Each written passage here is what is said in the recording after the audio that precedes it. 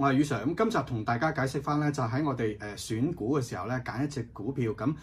根據啲咩準則或者係財務嘅指標咧，去睇間公司能唔能夠符合我哋買入嘅條件啦嚇。咁第一樣嘢咧就要睇間公司嘅盈利嘅能力啦，佢賺錢嘅能力究竟有幾咁強啦。咁呢一個嘅指標咧，我哋通常會用咧就係 return on equity 啦嚇，同埋咧就個毛利率 gross margin 啦，去衡量翻間公司喺賺錢能力方面咧，究竟係好強啊定係好弱啦。咁另外咧就睇翻個成長性或者係發展嘅動能啦。間公司佢過往嗰3年、5年甚至乎10年啦，嗰個營收同埋嗰個淨利潤啦嚇，個 net income 啦，究竟個增長咧嗰個年複合嗰個增長比率係幾多個 percent 咧？咁通常咧我哋呢個數值咧用10% 或者以上咧衡量翻係咪優質嘅企業啦。咁第三樣睇翻間公司咧，其實咧佢嗰個財務嘅健康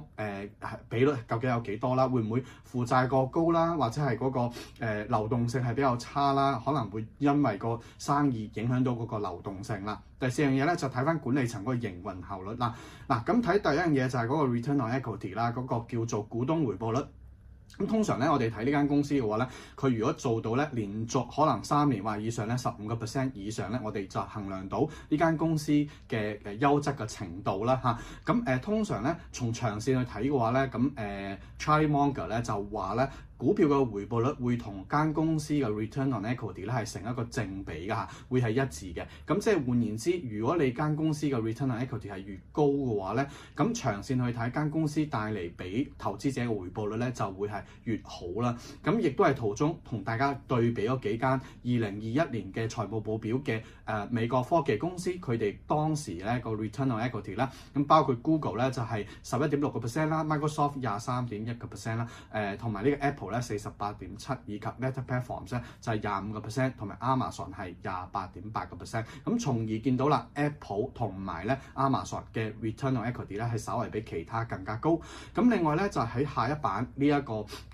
例子當中，我引用咗港股嘅瑞聲科技啦，咁大家見得到咧係相隔10年，2015年啦，同埋2025年啦，咁佢嗰個毛利率咧由41.6% 咧下跌去到最新嚟講2025年嘅呢一個嘅20.7%，足足跌咗咧超過呢一個50% 個毛利率。咁毛利率當然係我哋喺呢個衡量一間公司其賺錢能力非常之重要嘅因素啦，因為佢越高嘅話，代表佢間公司長期可以穩定咁樣賺錢啦。咁毛利率亦都同時講明呢間公司咧喺市場上面嘅產品係具有好高嘅競爭力啦，亦即係我哋所講嘅護城河啦，係好強。咁下一版咧，我就引用一個例子咧，大家可以見得到咧，就係講緊 revenue 啦、net income、earning per shares、free cash flow 等等，用咗CRM 啦、Salesforce 呢間公司過去嗰5年啦，嗰個年複合增長個比率咧，大家見得到啦嚇，嗰個 revenue 咧14.34% 增長啦，咁 net income 咧12.86啦，咁以及咧 earning per shares 12.23%，以及咧 free cash flow 咧大約係挨近25%。咁從呢4個嘅指標上去睇咧，我哋見得到咧，佢係一個比較優質嘅股票啦 ，CRM。咁另外啦，講緊嗰個debt同 assets 嘅嗰個ratio 啦，同埋嗰個 current ratio 咧，衡量一間公司究竟佢嗰個負債比率嘅情況係如何咧？咁我呢度咧就攞到一啲嘅軟件科技公司，包括中資股啦、日本股票啦，同埋一個美國股票咧去對比嘅。咁你由版面當中可以見得到咧，你譬如 Meta Platforms、Google 啦，同埋 Microsoft 啦，佢哋嗰個叫做咧debt ratio 咧，分別都係60% under 以下啦。咁其實都係非常之健康嘅，咁佢哋分別係41%、30% 同埋41%啦。咁另外一邊咧，佢哋嗰個 current ratio 啦嚇，咁係1.5倍或以上就為之非常之健康啦。咁呢度咧見到Facebook 係2.6啦 ，Google 係2.01，係 Microsoft 喺呢個指標上面係1.39，稍為低過呢一個嘅1.5嘅。